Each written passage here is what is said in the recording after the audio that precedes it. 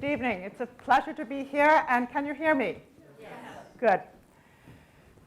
Yes, Vincent Van Gogh, or Van Gogh as I call him, or basically Vincent. That's the way he wanted to be known, and most of his paintings were signed just Vincent. Has intrigued me for a long time.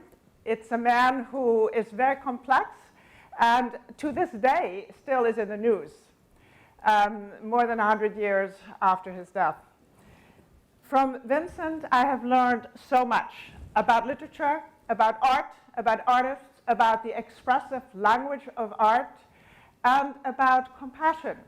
So it's a pleasure for me to talk to you about him and to give you some insight into his life.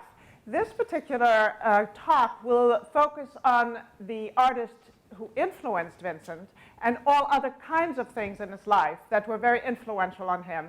And then it will show you how Vincent actually opened the doors to the 20th century artists who began to no longer paint really what they saw, but very often of what they felt.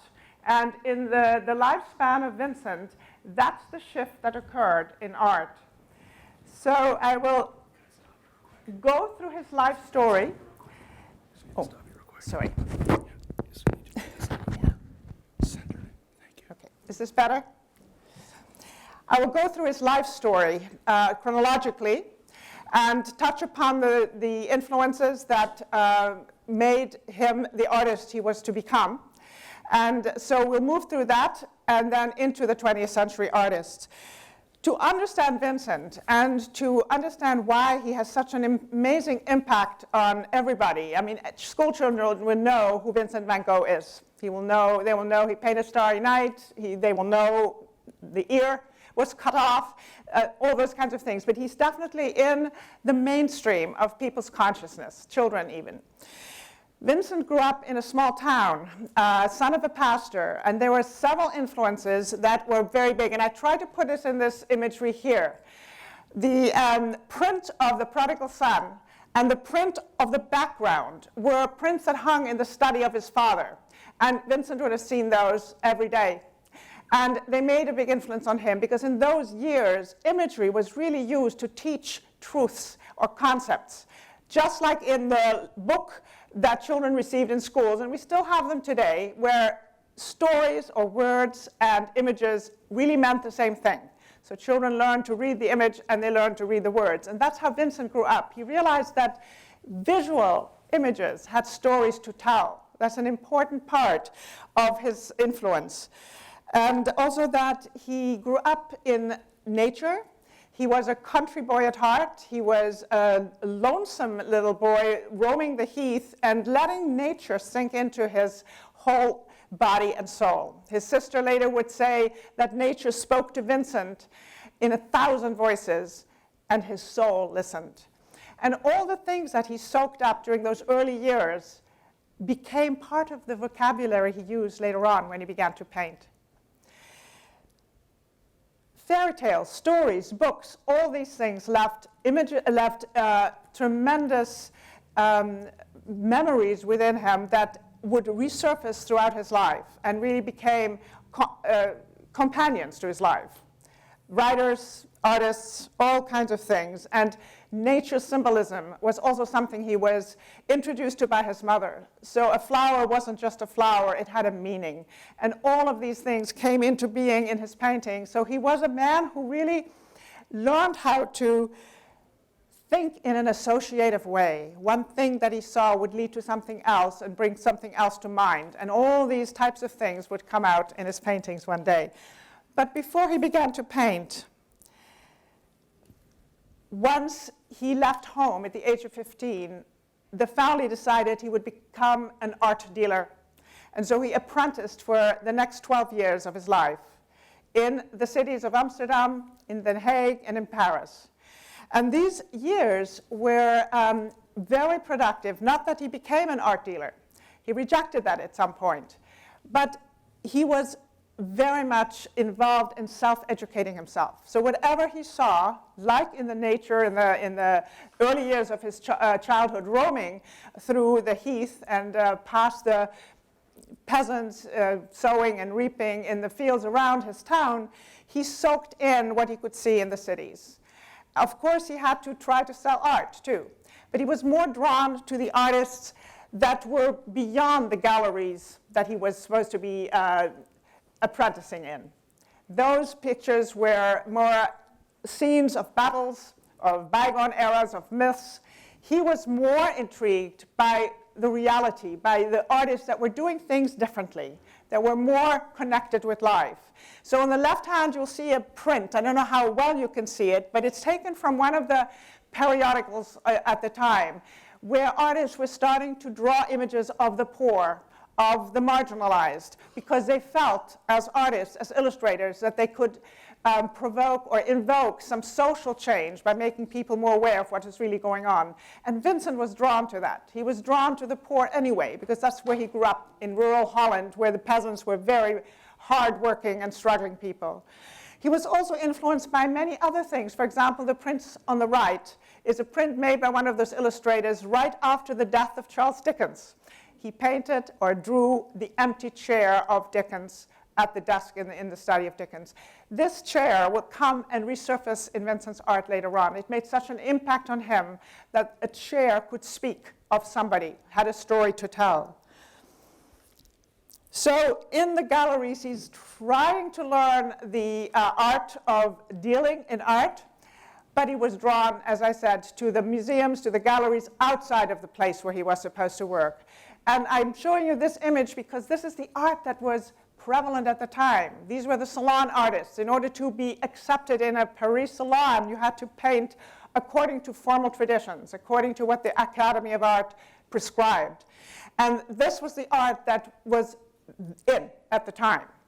And this is just a few years before the Impressionists hit the scene, before Vincent comes along. So we're still steeped in the real formal. Art is good if it looks like what you're looking at, if you can represent it as like it is. Whereas the shift was starting to happen where you were beginning to paint more what was invisible to the eye, more conceptual. Vincent was very much taken by some of the artists. One of them is Delacroix. And whenever you see an image that is surrounded by a red frame, that would be an artist who had a major influence on Vincent. Delacroix was a romantic artist who used colors suggestively already at that time. And he also deviated a little bit from the formal traditional art. So Delacroix stayed with Vincent all of his life.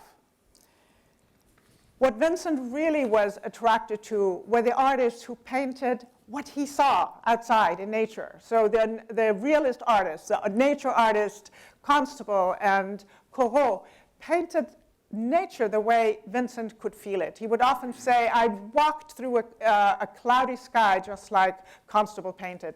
So he connected with these artists a lot more than with the art he was supposed to sell. These were not artists that were selling in the Goupil galleries where he was working. He was also very much drawn again to the artists who depicted the poor, the marginalized, the peasants, the people who were working hard to make a living and to provide a living for the rest of the world. So these were the artists that he was drawn to. And as he learned more and more about the importance of art to be a relevant communicator of modern things, of things that were important in his day and age, he began to be more and more disillusioned with what he had to do in the art gallery of Goupil, of the company. And he began to actually neglect his work. But before I go to the next step, I wanted to show you a very important incident in Vincent's life, without which there would not have been a Vincent Van Gogh. Vincent is still an art dealer apprentice. He has no idea yet that he will be an artist one day. He does meet with his 4 years younger brother, Theo, when he's working in The Hague. And the two boys go for a walk together. And it's during that walk where they pledge to each other to be loyal, to be friends, to bare their souls to each other. From that moment on, these two boys were soulmates, more than brothers. And eventually, they became probably the most influential and important art partnership that the world has ever known. Because without Theo, there would not have been a Vincent. And Theo was recognized by Vincent years later when he had started to paint, because he said in a letter to Theo, "At present, I do not think my pictures worthy of the advantages I have received of you," because Theo was going to be paying for him for the rest of his life. "But once my paintings are worthy, I swear that you will have created them as much as I, and that we are making them together." So I wanted you to be fully aware that Theo is there all the way now from this moment on. As I said, Vincent had become disillusioned with the art he was supposed to sell. And he's writing many, many letters, so that correspondence between Theo and Vincent will last from this moment of the walk to Rijswijk to the end of their lives. And there will be 651 letters between the two brothers. So this is an example of one of the letters. But during this time, when he became disillusioned, he started to question what he was supposed to do. He was unhappy, he was depressed for a long, long time, and he turned to the one source of comfort that he knew, which was religion. He had grown up with religion. He had grown up listening to parables and to the comforting words of the Bible. So he began to read the Bible fervently. He began to read other religious books. And he took all of those things in. Again, nothing that Vincent ever didn't leave a mark on him, on his soul. It changed his life. So one of the quotes from Thomas Carlyle, the philosopher, is this one, which again sunk deep into Vincent's soul. Carlyle said, "Through every star, through every blade of grass, is not God made visible? If we will open our minds and eyes." That was a sentence he took in, and that was a sentence that would propel him one day to make those stars, the grass, the flowers visible to us, so that we could see the creative power at work. So this was a very influential time, but it was also a time when he struggled and was eventually dismissed by the Goupil galleries. This was the first failure he experienced. And he wandered from this moment on a few years from job to job, from place to place. He became an art teacher, or a curate rather, an assistant curate. He became a book dealer. He then decided that he would probably do best if he became a pastor like his father and tried to study theology, but he failed because he couldn't learn Hebrew and Latin, and he didn't understand why he needed to do those languages anyway. He did come in touch with the poor in a little place where he encountered miners going in and out of this little building that you can see on the right, bringing coal. And he looked at those men and realized that these were the people that really needed to hear the light of the gospel. So the fact that he wanted to become a pastor like his father did sink in and did compel him then to not give up on becoming a pastor, but changing to the easier way of becoming a missionary. And he went to missionary school, but he failed there too. He just had different ideas on how to do things and how to minister and how to bring the light of the gospel as he writes. And all through this time, he writes to Theo, he quotes scripture passages, he's fervent about the vocation he thinks he has found. He fails missionary school, but he is determined to go to the darkest place where he could really try to bring that faith that he had to people that really he felt needed it most. So he does go into the mining village in the Borinage, a most desolate place in Belgium. The two paintings you see are painted by an artist who was in the same place 5 years after Vincent was there and really painted exactly the kind of dismal state that the miners were in. And Vincent saw those paintings, and he said that they moved him. But at this point, he's there, and he's given actually a probationary period of 6 months by that missionary society. They thought, well, we'll try one more time. And he did fine for a while. But when he realized that preaching the gospel to men and women who were so starved for sunlight, for food, for nutritional things and healthy things, he realized that wasn't going to give him the light of the gospel that he felt he should give them.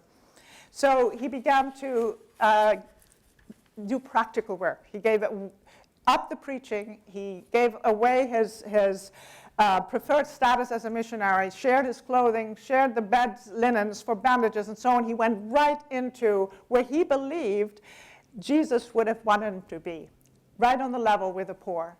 In order to love them, in order to care for them, he had to live with them and understand their plight. So this is where he was found 6 months after he was given the probationary period, and the missionary society could barely recognize him and realized this missionary wasn't really fulfilling the way they felt he should do it, and they dismissed him. And they cited that he had a lack of oratory skills, whereas we know he spoke French fluently at that time in his life. So this is the place, though, where thankfully for us, Vincent realized if oratory quality wasn't what he had, then he needed to find a new language. And it's in the Borinage, in this really dark, dismal place where he now was dismissed by the church institution, almost given up by his family for not doing the proper, beautiful thing. And this is where he hit rock bottom. And this is where those little sketches you saw in his letters started to gain more importance.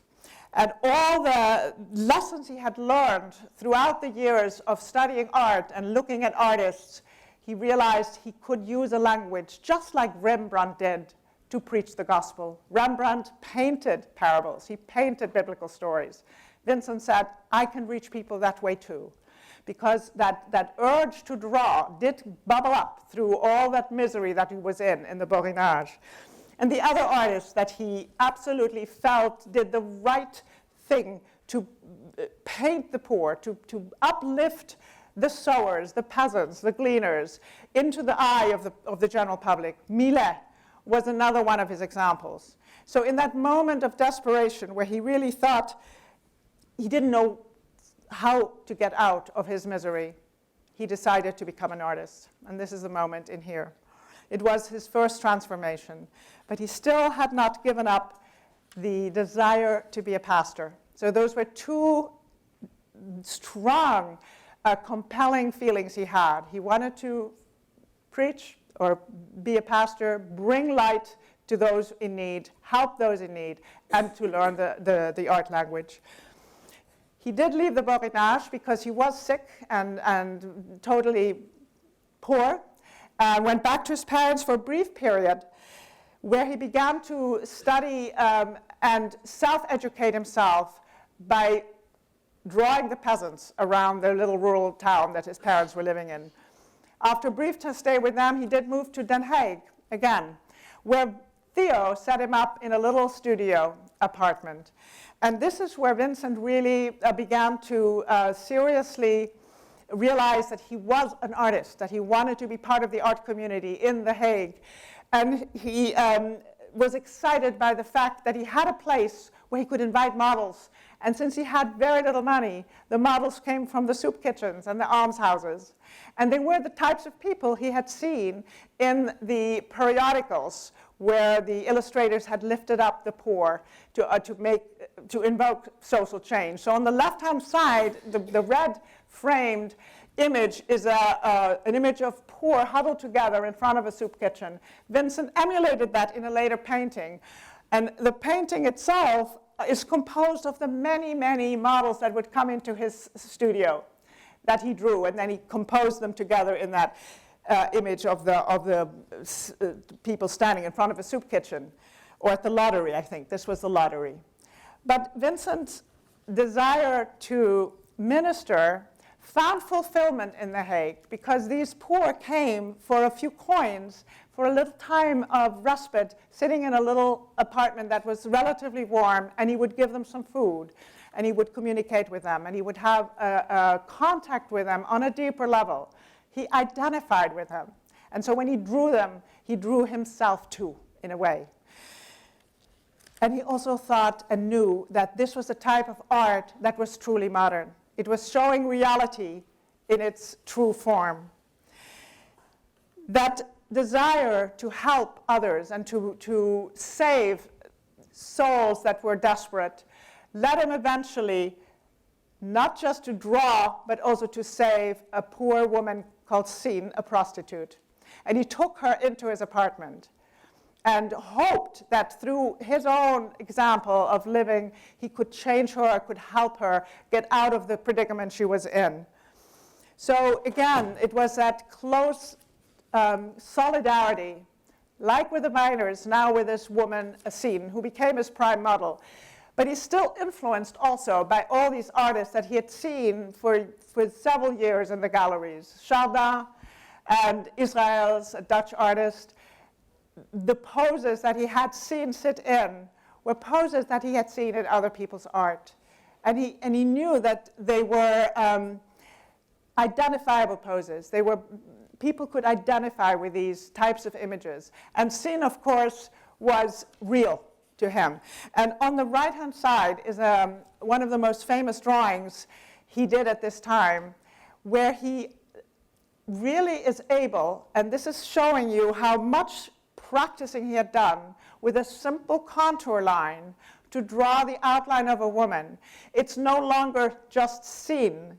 In this wonderful example, he is showing a universal feeling of sorrow, and he calls it sorrow. He's able to use a body and express something more, something universal. And he also says that rendering the reality of what he sees, it becomes symbolic. He doesn't make it up. He simplifies maybe. He exaggerates maybe. But the actual reality of this predicament of Sin, of the sorrow she feels, of the misery she feels, he's able to express in a simple line. He writes then to one of his friends, I don't think this was to Theo, reality has to, can be symbolic, but that reality must involve the artist totally. It must be deeply felt until the thing has shaped itself in my mind. Until, Vincent says, I feel I know a subject. I don't think I could have painted or drawn sorrow had I not felt it myself. So Vincent here is entering into a way of expressing art that is very new, that wasn't happening yet. Artists were still painting what others wanted them to paint. They painted what the rules said they should paint. Vincent is deviating. He has come from that very dark, lonely place where he really discovered his vocation and also the fact that art could be a powerful tool to communicate. Vincent spent quite a long time with Sin. He tried to help her. She wasn't able to, through pressure of her family, to leave the way of life.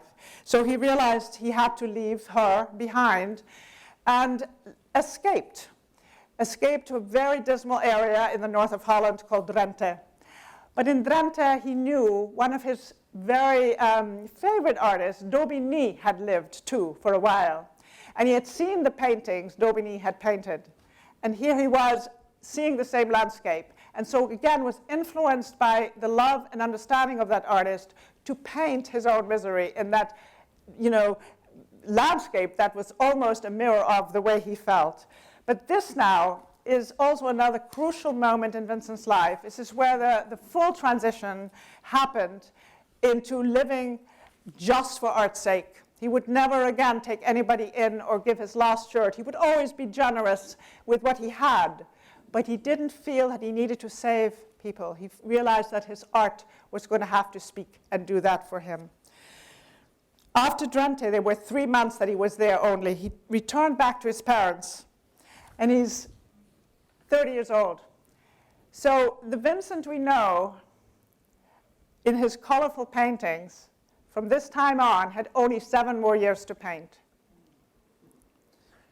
With his parents in this little town of Nuenen, he decided that what he wanted to be was a painter of the rural landscape, of the peasants, of whatever was part of the cycles of life in nature.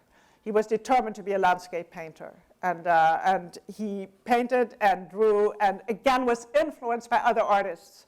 A tree would remind him of a painting he had seen by Gainsborough, for example. And he tried to emulate and create images that were speaking about the tree, not just showing a tree, but showing the tree, the character of a tree. He used that kind of intensity to show the character of things, or the soul. He would often say a painting has to have soul in order to be meaningful. He applied that to also the figure drawing. That was his first love, was to anyway draw people, draw their plight, draw their value, draw what they were doing and contributing to society. Again, influenced by his favorite artist, or one of his favorite artists, Millet. Millet was a realist painter, but Vincent went a step further. When he saw the peasants, and now he's beginning to actually use paint, he wanted them to really look like they were digging in the soil. He didn't paint romanticized versions of peasants, which we can see in many of the artworks. He really wanted them to be showing us that they were working hard. One must paint the peasants as being one of them, as feeling, thinking as they do. They have to be, these paintings have to be honest, have to really talk about labor. So there is one of the paintings he did. He also painted the weavers, many, many images of weavers trapped in their cottages behind the weaving loom, wanting to show to the outside world, this is where your cloth comes from. Be mindful that these people have value. He also, during this time with his parents, went to the Rijksmuseum in Amsterdam and was introduced, or again saw paintings by Frans Hals, who was a 17th century artist but had been very successful with his painting style, which was loose and spontaneous, to breathe life into portraits. And this one is called Male Babe, and she is a simple woman who is not embellished. She's shown the way she is, the character of her, and she's very much alive.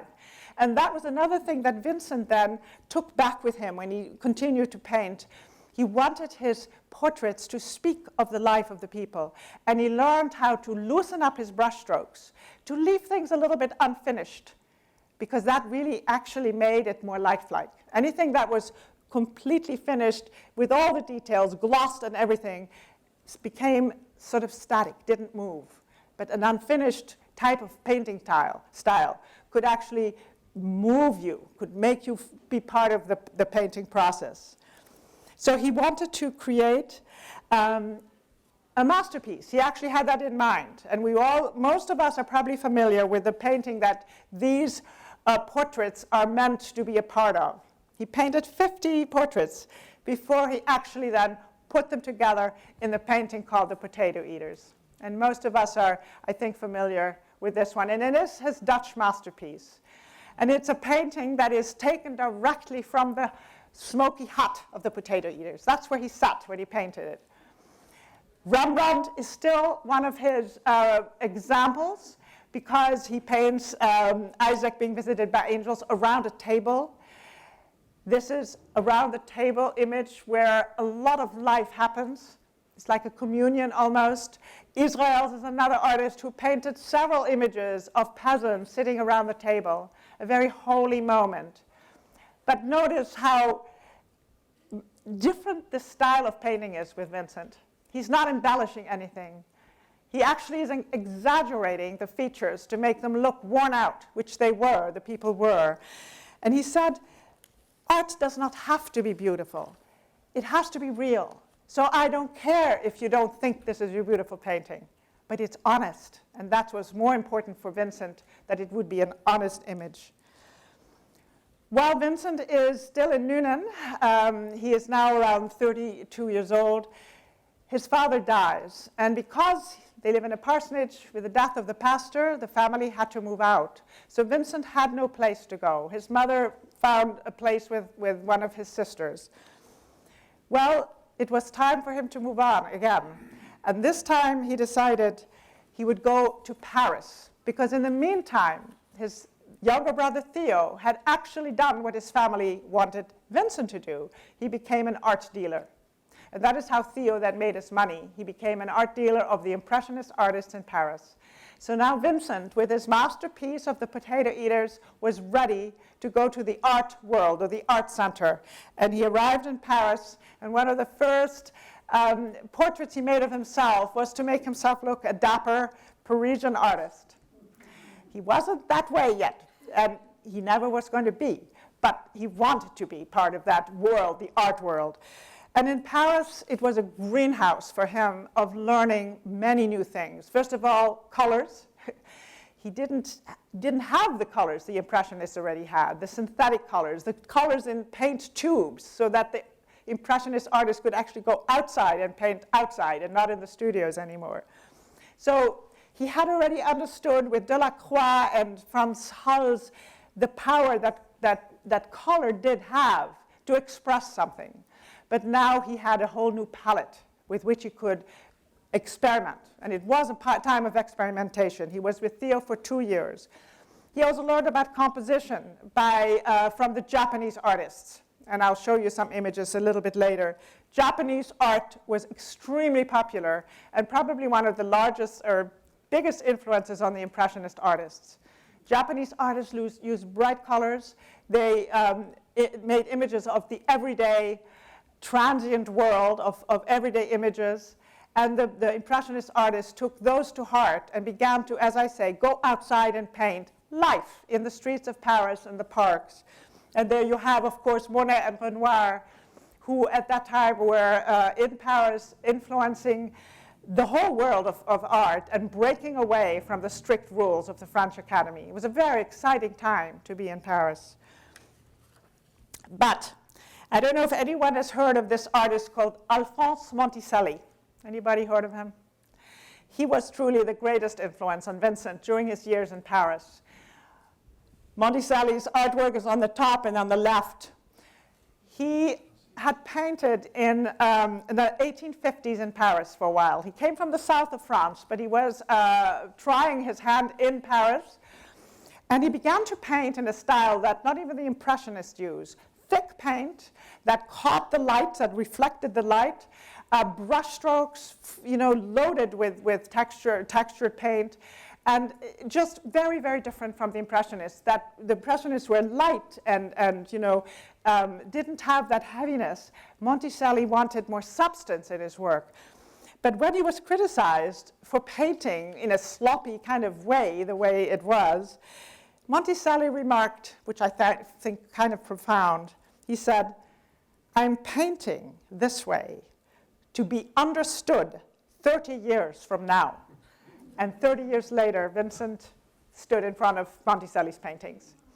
And Monte Sally, like Vincent, was also very taken with the artist Delacroix, who used color in such a very expressive and suggestive way. So he already there felt a link between Monte Sally. And he actually wrote to Theo, "I sometimes think I am really continuing that man."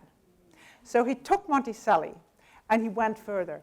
And that is something I didn't see in too many art books. But from the letters, when you read Vincent's letters, all these kinds of things come out at you. I'm going to show you this image here because I just wanted to point out the incredible change in his art in those 2 years in Paris. Seurat is the background with his dappling colors, making the colors kind of come together and your eye sort of mixes them. And the bottom left-hand painting that Vincent did in Holland still, or actually maybe did that in France very early on with the dark colors of Holland. What a change, what a shift. It's an amazing transformation for Vincent. But 2 years in Paris were too much for Vincent. He was not really that dapper artist that he tried to look like in the beginning. He really was a country boy at heart and more a peasant painter.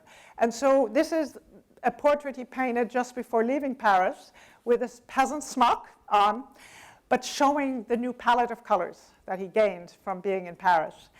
And with him, as he got on the train to go south, he took the 3 most influential artists with him in his mind. Monte Sally, who had also returned to the south of France after he left Paris, the Japanese, the composition, the strong colors, the everyday, ordinary moments, and of course Delacroix, who really taught him how to use color.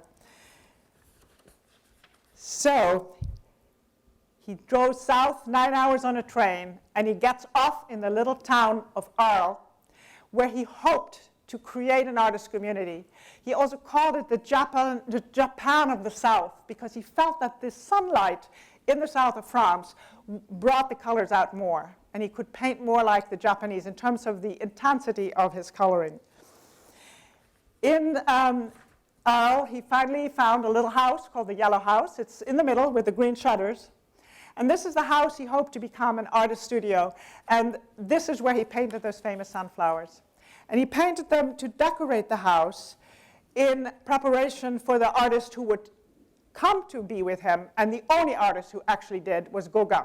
So these are actually flowers that he painted for Gauguin. Sunflowers, meaning symbolism is gratitude. So there's a wonderful feeling about those sunflowers. He was drawn not to the ancient Roman ruins of Arles, but to the nature, to the blooming orchards, to the wheat fields. And we're now beginning to see the style that Vincent is known for.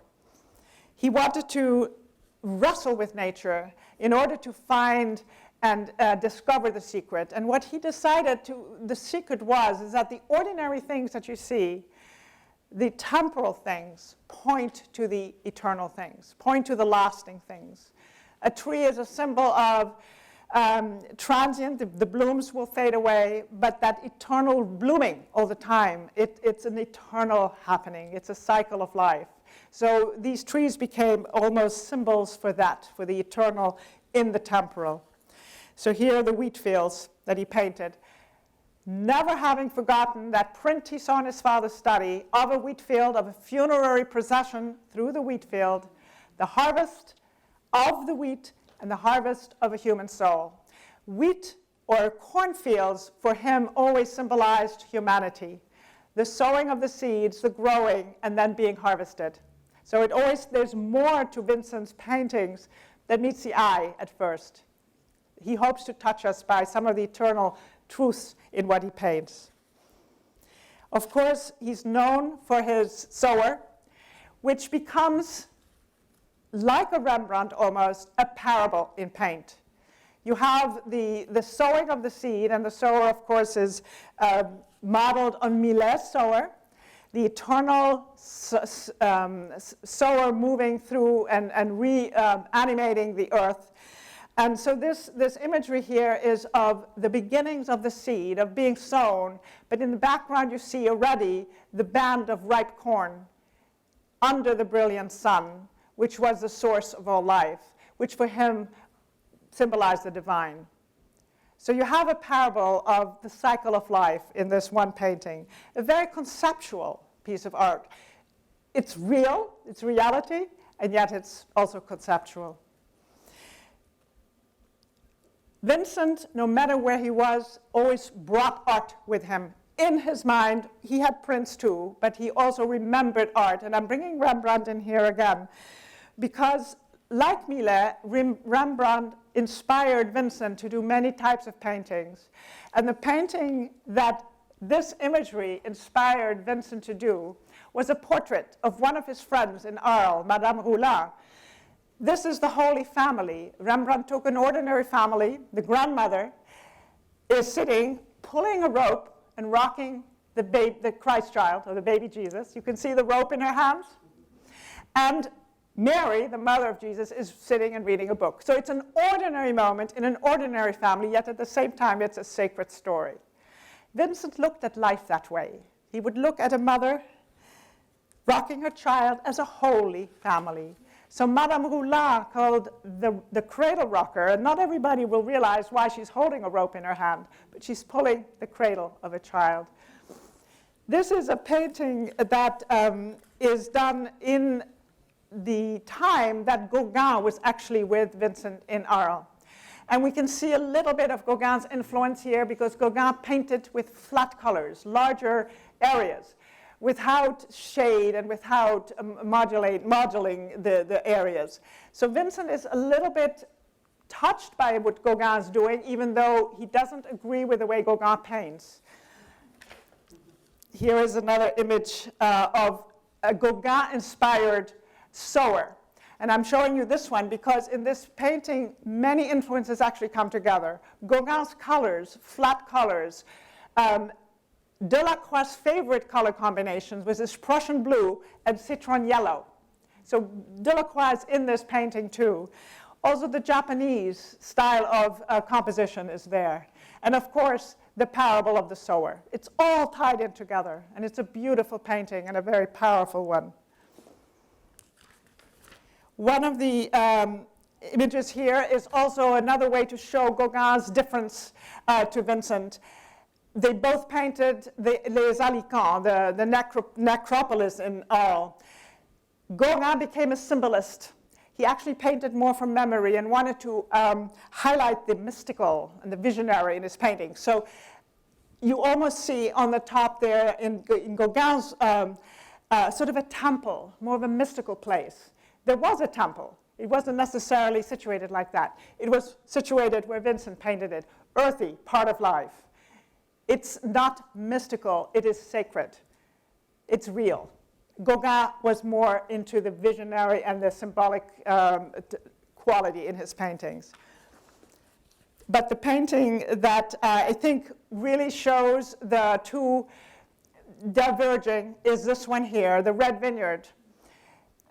Painted from memory. Gauguin insisted that Vincent would paint things from memory, that he could paint more and deeper and more meaningfully. Vincent and Gauguin had seen the grape harvest in Arles, went back to the little yellow house and painted. Vincent painted an ode to joy, the glorious colors of the grape harvest, the peasants with their blue smocks, that wonderful blue-orange complementary color, the brilliant sun that is sort of animating everything. And Gauguin painted human misery, he calls it, la misère humaine, the hard work of the peasants. It was more an ode to misery rather than an ode to joy. They were very different.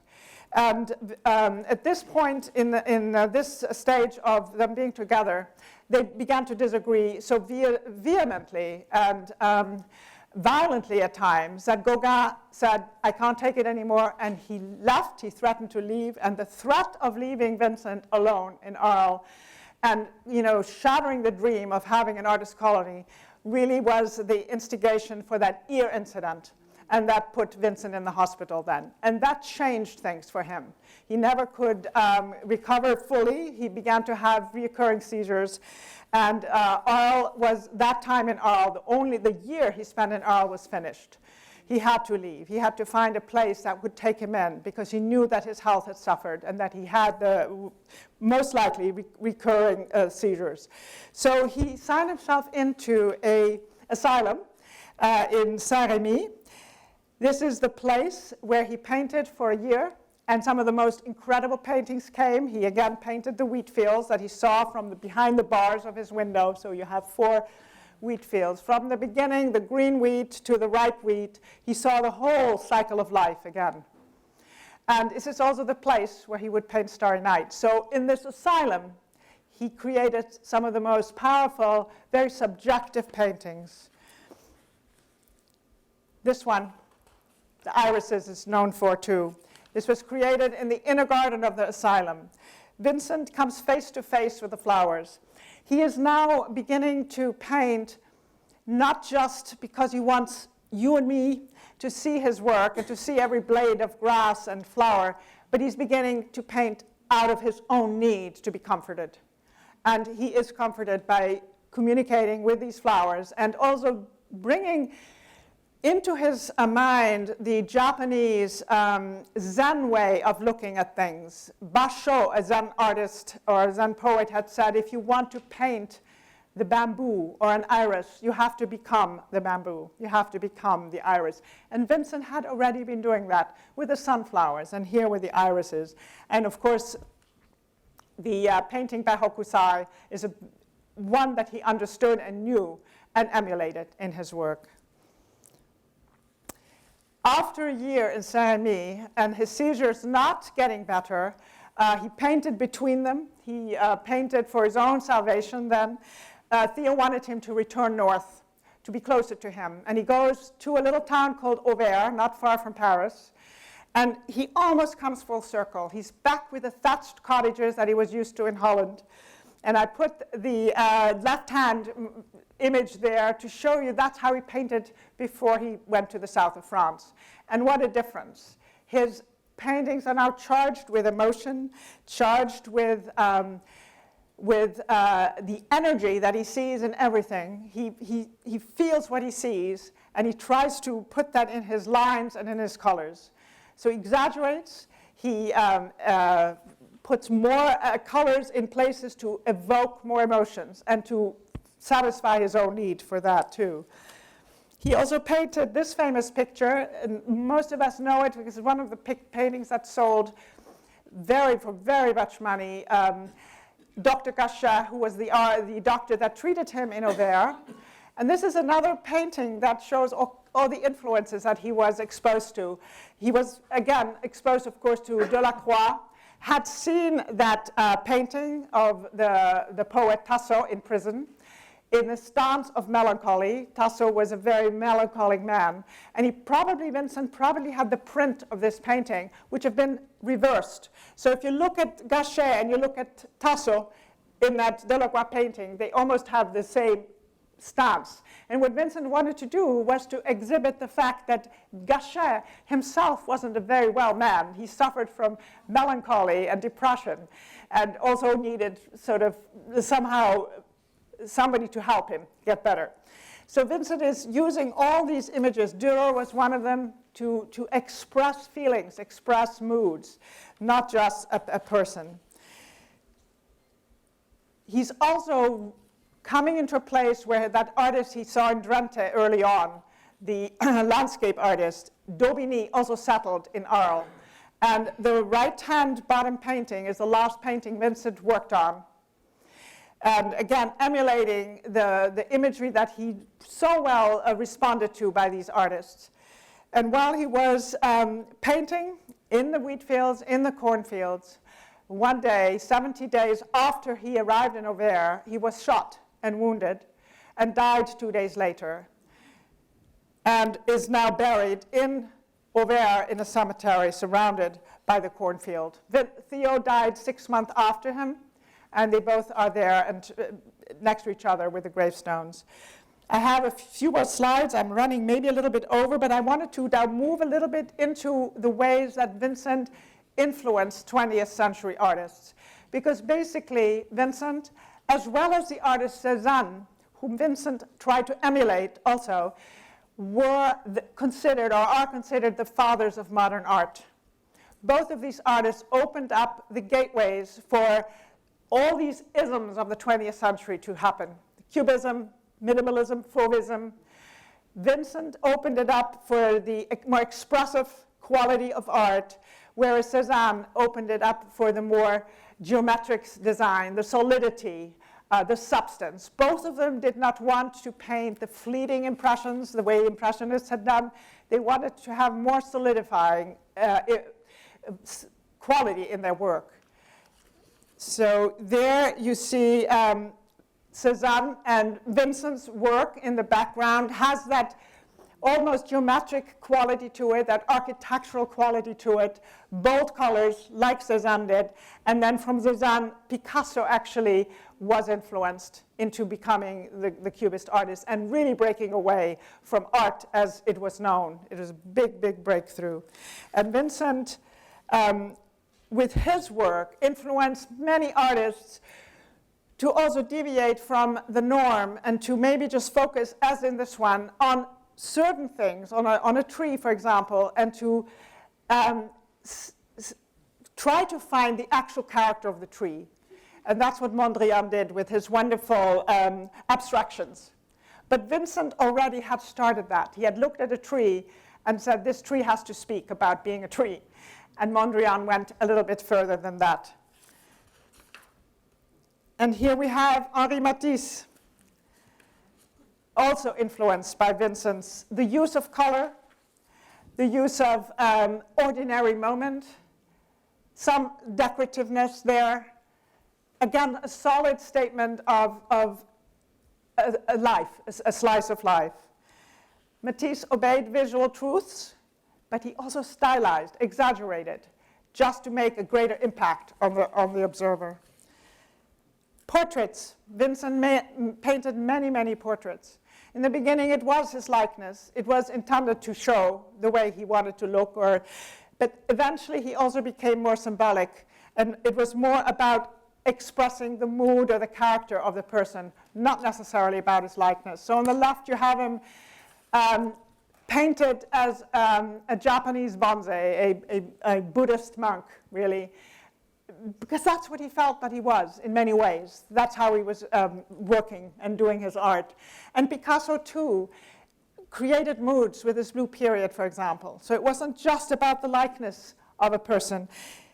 Edvard Munch, also influenced by Vincent's ability to create an image on the left-hand corner of a brothel.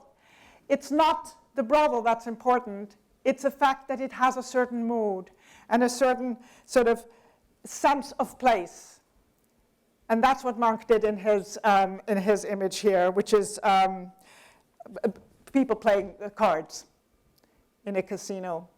The same kind of sense of not nice, not a place you really may want to be. That's what they wanted to express. Very expressive, and that's where Vincent really was the seed, or his art became the seed for expression in art, personal expression to be important. One of my favorite paintings of Vincent, which I feel is so much an image of what he went through, is this one. It's a gorge in the Saint-Rémy, in the south of France, Les Péroulets. You see barely two people struggling through the gorge, right there. He painted this as he was feeling a seizure coming on. And for him, a seizure meant that he went into some hole, some place where he could hardly come out of, and that it was a struggle to get out of that physical and emotional and spiritual struggle to get out of that place where he was in the seizure. And so he's painting his own experience. But the gorge is true too. He saw that gorge, and he identified with that place and the struggle. And if you look at the lines, they're charged. The colors, they almost Wagnerian in the drama.